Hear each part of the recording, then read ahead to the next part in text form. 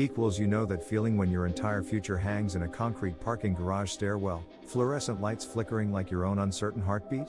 Your father, who sometimes looks at you and sees a stranger, sits on the cold metal step, his weathered hands trembling around a gymnastics program from decades ago.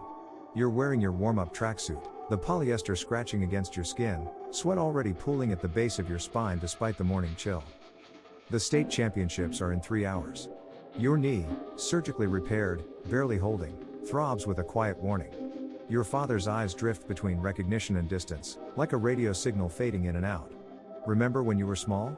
He mumbles, fingers tracing an old photograph. You feel your jaw clench, molars pressing so hard they might crack. This is the morning everything changes.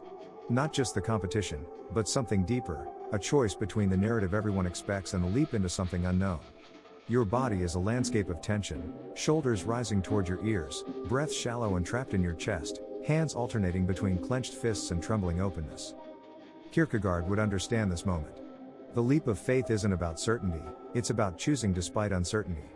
Your father's intermittent recognition becomes a metaphor. Sometimes we don't fully see the path, but we step forward anyway. The stairwell echoes with unspoken decisions. Equals one step could mean championship or career-ending injury. One conversation could reconnect or further distance you from the man who once knew every detail of your dreams. Your breath catches in your throat. You are suspended between what is and what could be. The fluorescent light flickers. Your father's hand, paper-thin skin, blue veins like roadmaps of memory, rests near yours. Not touching, but close enough to feel the potential of connection. This is your leap. Not into darkness, but into possibility. Equals that fear you just felt? It is costing you more than you realize. You're standing in the hospital break room at 4 a.m., fluorescent lights humming like a low-grade fever. Your hands grip a styrofoam coffee cup, the kind that burns your fingers and tastes like regret. Across from you sits Marcus, the employee you know you should have fired weeks ago. Your chest feels compressed, a tight knot of unspoken decisions pressing against your ribcage. This is your first day after everything changed.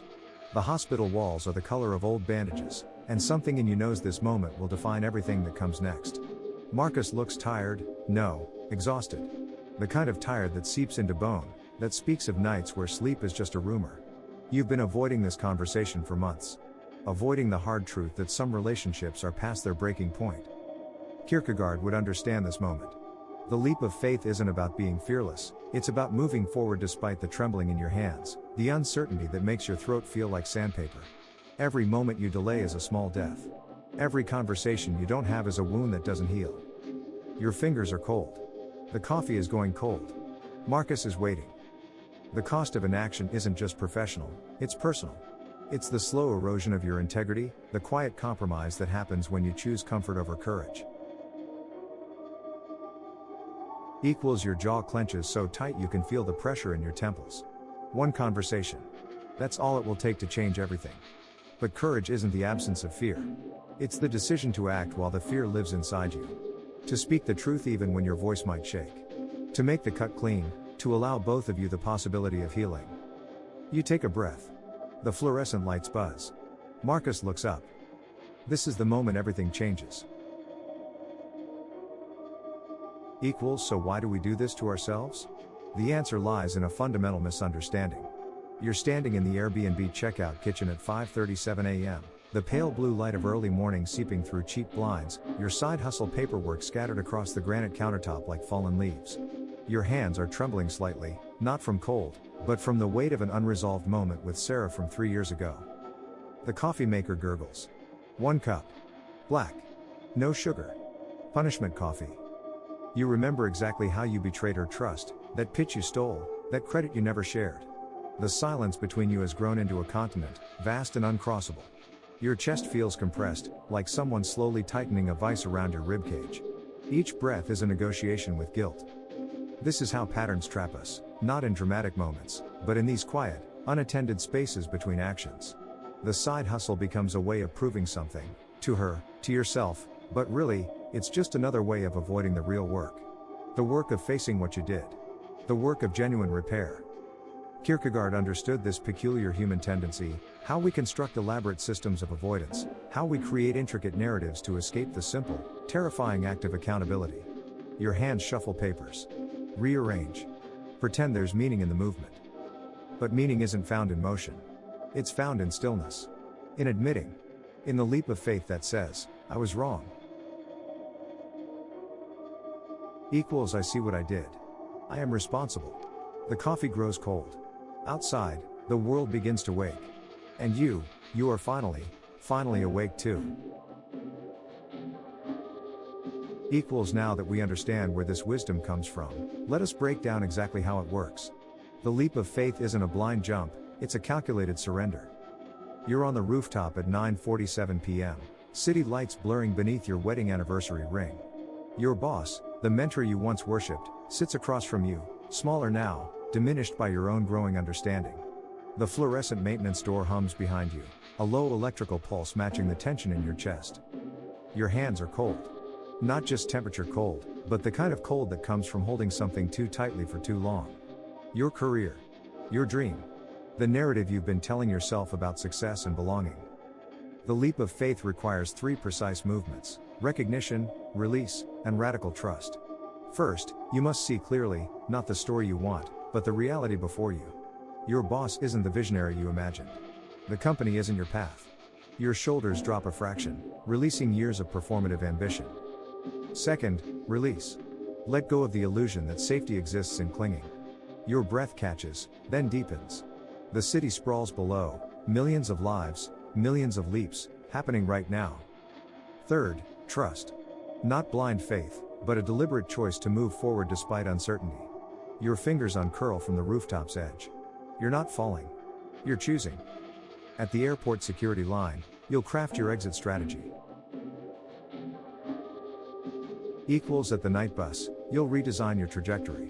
In the hollow moments between what was and what could be, you're constructing something radical, authentic movement. Kierkegaard understood this. Faith isn't about knowing the outcome. It's about having the courage to step anyway. Your spine straightens. The city lights pulse like a heartbeat, your heartbeat. One breath. One choice. The leap begins. Equals here is where everything shifts. This is not just a technique, it is a complete transformation. You're sitting in Dr. Reyes' pale mint office, 5 minutes before the software grant deadline, staring at the frozen screen. Your hands are ice cold against the laptop trackpad, fingers trembling slightly. The silence is so thick you can hear the distant hum of the building's fluorescent lights. This moment, right now, represents everything you thought you'd become: a tech innovator, someone who changes things. Instead, you're stuck. Buffering. Waiting. Your breath catches in your throat. The person you imagined becoming at 25 is watching you from an invisible chair, disappointment etched into every line of that imagined self. Your chest feels compressed, a tight knot of potential and paralysis. One more system crash and the grant application vanishes. One more moment of hesitation and your dream dissolves. But something shifts. Your spine straightens. You're not the frozen version of yourself anymore.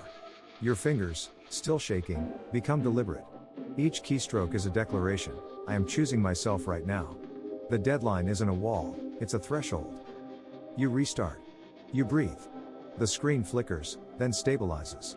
And in this moment, you understand, transformation isn't about perfection. It's about movement. About refusing to be trapped by your own narrative of who you thought you'd become. The application uploads with 3 minutes to spare. Equals your imagined self fades, replaced by the person you are becoming, resilient, present, unafraid of the uncertain. Equals understanding the shift is one thing. Here is how you practice it, starting today. You're standing on the construction site's lunch area, hard hat pushed back, dust coating your work boots. The client, a man in a pressed blue suit who's never lifted anything heavier than a spreadsheet, is explaining why your structural recommendation is impractical. Your hands are calloused, holding a thermos that's gone cold. You know something is coming. Not just the layoff. Something deeper. The uncertainty invitation. Your first practice is learning to sit with the tremor before the earthquake. Not predicting. Not controlling. Just witnessing. Your chest feels tight, not from anger, but from the strange calm that arrives when you realize your expertise isn't about being right. It's about staying centered when everything shifts. The client's words blur. You notice the way sunlight cuts between half-constructed walls, how dust particles dance in that golden slice. Your breath deepens. In the bedroom at 3 a.m., moonlight slicing across rumpled sheets, you're thinking about the ex-friend whose number you haven't deleted. The nightmare, something about falling, about rejection, has left your skin damp with cold sweat. Your hands trace the edge of an old photograph, fingers catching on its worn corner. The compassionate pause, your second practice is recognizing that vulnerability isn't weakness. It's radical honesty. Equals you're in the bank lobby, fluorescent lights humming overhead, when the text from your estranged family member arrives. Your watch says you're running late, but your body feels heavy, anchored. Something in you knows this moment is larger than schedules. Larger than past hurts. These practices aren't about perfection. They're about presence. About choosing to step forward, not because the path is clear, but because something inside you trusts the next breath more than the old story. Your transformation starts not in grand gestures, but in these small, trembling moments of radical acceptance. Equals once you have practiced these techniques, the next step is weaving them into daily life. You're standing in the empty gym locker room on a Sunday evening, the fluorescent lights humming overhead, your mentor's last voicemail still echoing in your mind. The insurance claim forms are crumpled in your gym bag, a testament to the conversation you've been avoiding.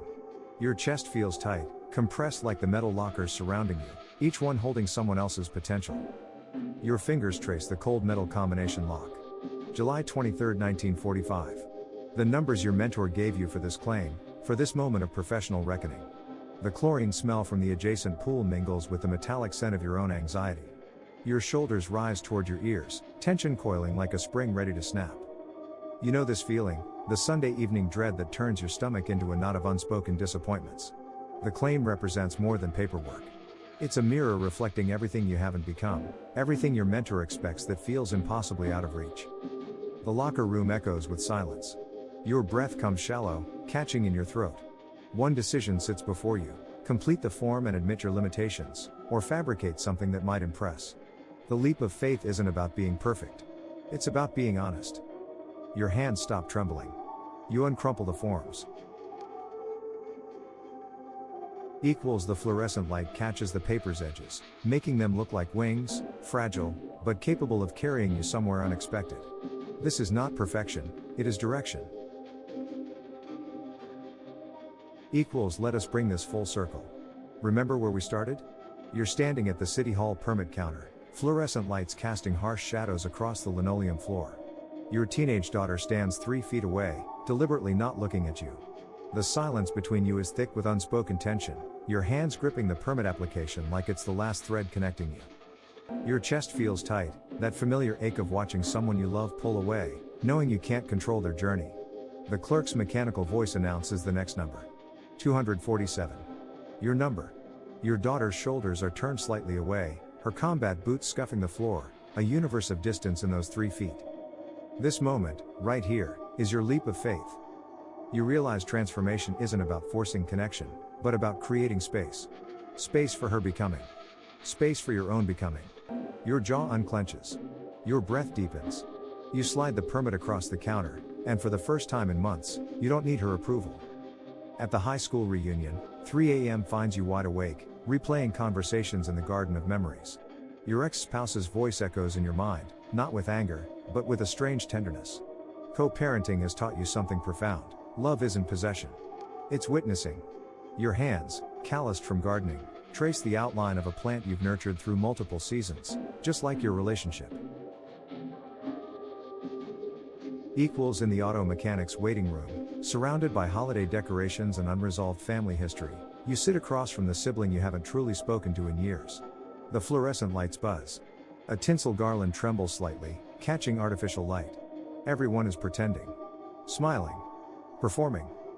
But you're done performing. Your immigration papers sit between you, a metaphor and a reality. Borders. Boundaries. Crossings. You understand now that forgiveness isn't about forgetting. It's about creating new territory where healing can grow. Søren Kierkegaard whispered it long ago: faith isn't certainty. It's stepping forward into the unknown, trusting the ground will meet your foot. If this opens something in you, subscribe and hit the notification bell so you never miss a video. Share this with someone ready to hear it. Drop a comment: what insight hit you hardest? Watch the video appearing on screen now. Your transformation starts not tomorrow, right now, in this breath, In this choice,